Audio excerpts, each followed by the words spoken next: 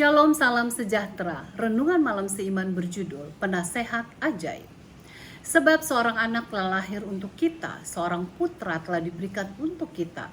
Lambang pemerintahan ada di atas bahunya dan namanya disebutkan orang Penasehat Ajaib.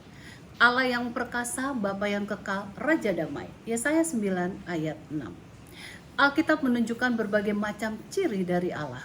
Salah satu yang kita akan dalami pada renungan malam ini tertulis dalam Yesaya 9 ayat 6 yang disebutkan sebagai penasehat ajaib.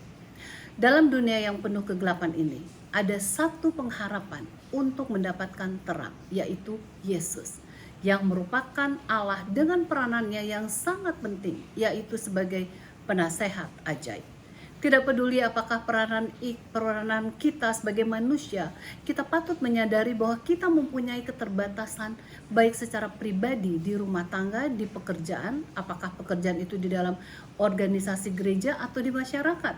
Kita semua memerlukan nasihat, sebab tanpa nasihat kita dapat berjalan di jalan yang salah. Berbagai problema yang kita hadapi sering tidak dapat diatasi dengan adanya uang yang banyak atau harta yang berlimpah.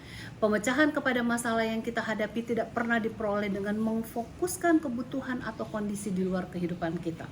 Tetapi haruslah adanya pembaharuan dari keyakinan kita di dalam diri kita sendiri. Kebutuhan akan iman dan pengalaman bersama dengan Tuhan. Dengan adanya keterlibatan Tuhan dalam kegiatan manusia, kita bisa mendapatkan satu pengharapan, suatu perasaan damai sejahtera oleh sebab kehadiran Tuhan yang mempunyai kepedulian kepada kehidupan kita masing-masing. Dalam kegelapan manusia yang tidak mempunyai kesanggupan untuk mencari jalan yang terbaik, Ia memberikan kepada kita anaknya untuk menasehati kita, sebab Ia adalah penasehat ajaib. Apakah nasihat spesifik yang diberikan kepada kita oleh penasehat ajaib ini? Alkitab menyampaikannya kepada kita bahwa Ia mengajak kita untuk percaya akan kasih dan karunia yang telah dipaparkannya kepada manusia. Yesaya 63 ayat 9. Ia menunjukkan dengan jelas akan keutuhan iman dari seorang anak dengan pikiran yang terbuka untuk menerima nasihat. Matius 19 ayat 14. Ia juga mendorong kita untuk dapat menerima nilai-nilai kemanusiaannya, kesiapan untuk belajar dan belas kasihan dari dalam. 2 Korintus 10 ayat 1, Filipi 2 ayat 1 dan 3, Kolose 2 ayat 18. Penasehat ajaib ini bukan hanya membawa kita untuk pengertian intelek dari prinsip-prinsip tersebut. Bahkan ia telah mendemonstrasikan dalam kehidupannya dan membimbing kita untuk dapat berjalan sesuai dengan nasihatnya.